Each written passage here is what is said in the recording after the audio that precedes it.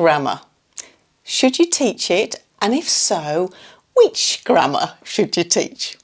If you can answer these questions confidently, then you can just turn me off now.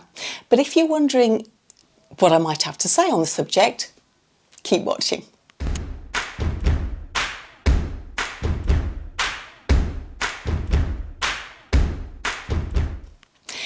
If this is the first time we're meeting, I'm Jo Gakonga. I've been teaching for 35 years and training teachers on CELTA and MA TESOL programs for 25 of those. I've also got a website at elttraining.com where I make video-based material for teachers at all stages of their careers. Check it out and don't forget to like and subscribe if you want to see more. I make a new video every week. There's plenty of research evidence to suggest that teaching grammar is helpful, but it's not a case of one size fits all, and some grammar is definitely more helpful than other grammar.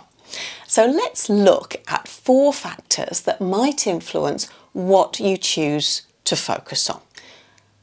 Number 1, how complicated is the form? Some structures, like question tags, might be really straightforward in other languages. Ma in Chinese, n'est-ce pas in French. Really easy to pick up and use without any teaching. But in English, although the meaning is the same and easy, the form is a nightmare. It's hard to see how learners can get it right without some focused teaching and practice. So, areas of grammar where the form is complex probably deserve some class time. Number 2, how complicated is the meaning? Again, some parts of grammar are easy to understand. The simple past tense, for example, isn't conceptually difficult, and it probably relates fairly well to something similar in the learner's first language.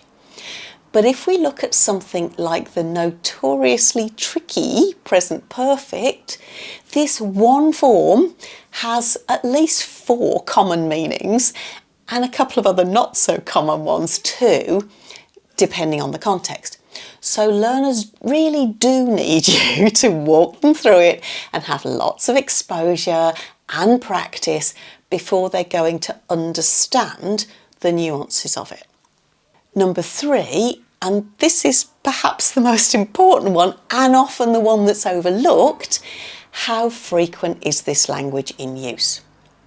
If we look at coursebook units, we often see a different tense taught in each one, and this gives us the impression that they're all as important as each other.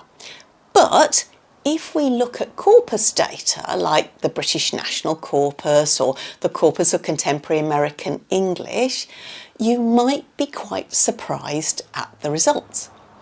The simple present tense is by far the most common in use, followed by the simple past.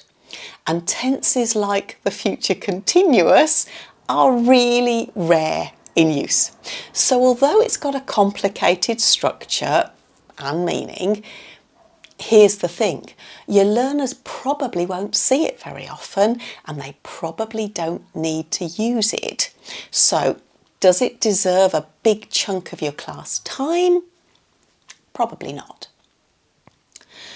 There's one final reason, and it's not related so much to the actual learning of the language, but more about what your learners are doing it for.